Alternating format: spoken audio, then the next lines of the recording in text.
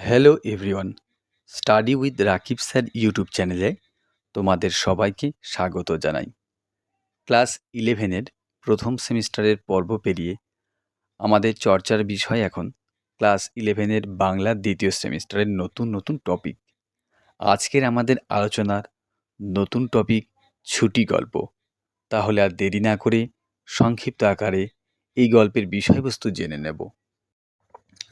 বাংলা ছোট গল্পের জনক রবীন্দ্রনাথ ঠাকুরের একটি কালজয়ী ও হৃদয়স্পর্শী গল্প ছুটি। ছুটি গল্পটি প্রথমে সাধনা পত্রিকায় 1892 সালে প্রকাশিত হয়। তারপর গল্পগুচ্ছ প্রথম খণ্ডের অন্তর্ভুক্ত হয়। এই গল্পের নায়ক ফটিক চক্রবর্তী। তার বয়স 13-14 বছর। এই বয়সটাকে বলা যেতে পারে বয়ঃসন্ধিকাল। বয়ঃসন্ধিকাল সময়টা খুবই অদ্ভুত। এই বয়সীদের মধ্যে নানা রকম শারীরিক ও মানসিক পরিবর্তন দেখা যায়। কৈশোর থেকে যৌবনে প্রবেশ করার এই সময়টুকুতে সঠিক পথ প্রদর্শন ও পরিমিত স্নেহ ভালোবাসা না পেলে তা একটা কিশোরের জীবনে কতটা নির্মম পরিণতি ডেকে আনতে পারে তা ছুটি গল্পের ফটিকের মাধ্যমে লেখক পাঠক সমাজকে বার্তা দিয়েছেন। এই বয়স সম্পর্কে রবীন্দ্রনাথ ঠাকুর এই গল্পেই বলেছেন, বিশেষত 13-14 বৎসরের ছেলের মতো পৃথিবীতে এমন বালাই আর নাই, শোভাও নাই, কোনো কাজেও লাগে না, স্নেহ উদ্রেক করে না, তাহার সঙ্গসুখও বিশেষ প্রার্থনীয় নহে, তাহার মুখে আধো আধো কথাও ন্যাকামি, পাকা কথাও জ্যাঠামি, এবং কথা মাত্রই প্রগলভতা। ছুটি গল্পে ফটিক এক ডানপিটে ভবঘুরে গ্রাম্য ছেলে।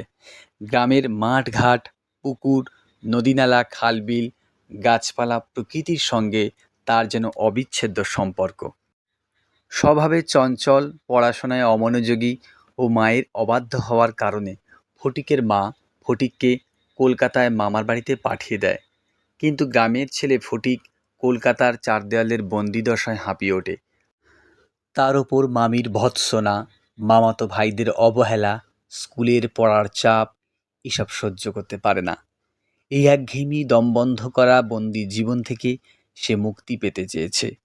তাই বারবার মামার কাছে আবদার করেছে কবে তার স্কুল ছুটি হবে এবং সে তার মায়ের কাছে ফিরবে। অবশেষে এক বর্ষণমুখর দিনে বাড়ি ফেরার উদ্দেশ্যে কাউকে না জানিয়ে মামার বাড়ি থেকে বেরিয়ে পড়ে। বৃষ্টিতে ভিজে প্রবল জ্বরে সে অসুস্থ হয়ে পড়ে।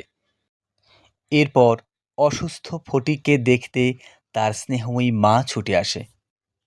মাকে জড়িয়ে ধরে সে বলে, মা, এখন আমার ছুটি হয়েছে মা, এখন আমি বাড়ি যাচ্ছি। অর্থাৎ এটা বলার অপেক্ষা রাখে না যে এই ছুটি ফটিকের জীবনের চিরকালের ছুটিতে পরিণত হয়েছে। তো এটাই ছিল ছুটি গল্পের সংক্ষিপ্ত বিষয়বস্তু।